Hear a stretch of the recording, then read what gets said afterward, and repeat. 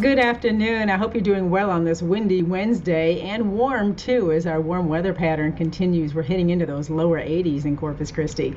It's also quite dry out there, and we have a lot of dry vegetation from the big freeze, and on top of that, not much rain. In fact, we continue our drought.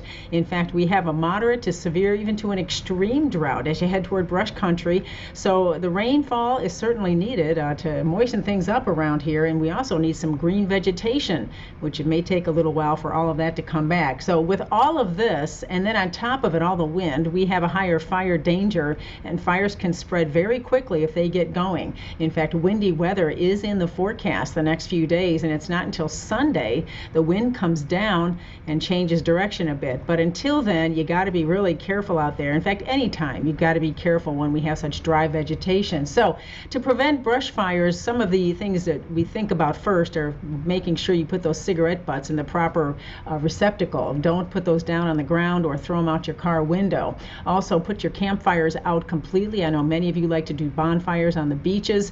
Well, you got to make sure those are completely out before you leave so those sparks don't fly when the wind gets going. Also, make sure the chains and other metal parts on your vehicles are not dragging. Those will cause sparks. Your exhaust pipes on your vehicles are also get hot, and driving over dry terrain could cause a fire with those. Also, tire pressure is important. You don't want to have low tire pressure, because if you drive on exposed wheel rims, that too can cause sparks and catch any dry vegetation nearby on fire. Also, lawnmowers can cause sparks, and it's best not to do lawn mowing on these windy and dry days. Just a few tips to keep in mind here as we continue in our drier weather. It's warm out there too. Take a look at these temperatures. We're at 86 from Alice to 74 Ingleside right now to 80 at Corpus Christi. Feeling very much like spring across the coastal bend, and boy, that spring wind is blowing. Orange Grove with 31 mile an hour sustained winds right now. As you get closer to the coast, it's quite breezy as well. Port Aransas 13 mile an hour winds, but at the Naval Air Station blowing at 21 right now. And take a look at the future wind speeds. This is this evening. Now they do die down tonight into the teens, but that wind picks up fast again tomorrow. You can see that we have sustained winds 20 to 25, gusting as high as 40 tomorrow afternoon once again from the southeast, which is keeping that humidity in place. We've got some higher humidity, and this graph showing that is going to continue through Saturday before the humidity drops with our wind shift on Sunday, but then it comes right back up again. We get back into this pattern early next week. So for your Thursday, another windy, warm day, and humid too, with that those gusts up to as high as 40 miles an hour, and there are the forecast highs back into those lower 80s in Corpus Christi, upper 80s inland, and at the beaches in the lower 70s tomorrow. It's also going to be windy, and that's causing those strong currents off the coast.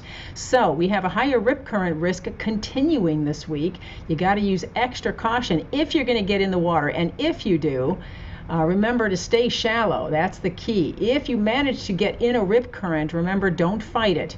You don't want to fight the current. You swim parallel to the shore until you feel that current's not pulling anymore, then you swim in.